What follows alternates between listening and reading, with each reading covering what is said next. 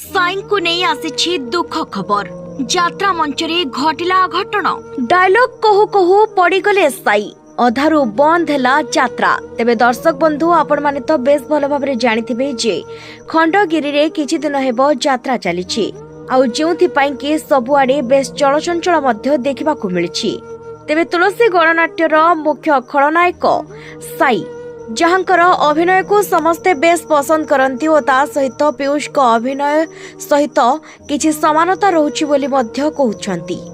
तेबे साई ओ पायल कर जोड़ी मध्य बेस जमुछि। तेबे पायल केवल जे रील रे तांकर नायिका ताहा नुहंती, से रियल ले मध्य तांकर प्रेमिका।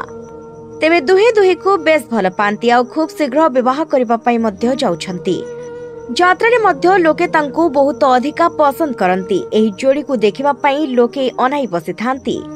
दुहिंकर दमदार डायलॉग संग को खूब सुंदर जबरदस्त डांस सबु गुडी को दर्शक माने देखिबा पई बेस भल पांती। तेबे दर्शक बंधु दुखद खबर हेउची जे साई अभिनय करू करू पड़ी जाइथिले आ तापरे तांको संगे संगे निया जाइतला हॉस्पिटल आ वर्तमान तांकर स्वास्थ्य अवस्था ठीक अछि। आ एकथा सुनिबा परे कांदी कांदी यात्रा अधारू पहुंचीथिले तांक प्रेमिका पायल। आ वर्तमान समय रे कुहा जाउछि जे तुलसी गणनाट्य रे आ नजर आसीबे नाही साई।